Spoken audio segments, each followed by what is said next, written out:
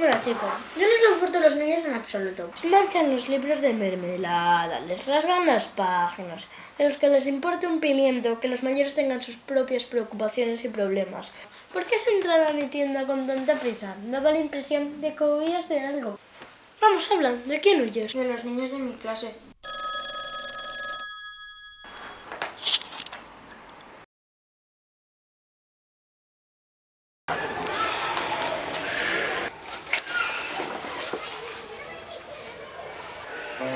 Soy el caballo Africax, la amiga fiel de Noatreyu. Yo soy Noatreyu, la niña que intenta salvar toda fantasía y la emperatriz infantil. Yo soy la emperatriz infantil y confío en Noatreyu para salvarme a mí y a Fantasía. Yo soy Mónica Comerrox. Yo soy Fuegofato Sofía. Yo soy el silfo nocturno Piqué y yo soy el murciélago Abjor. Yo soy la diminuciense Noa.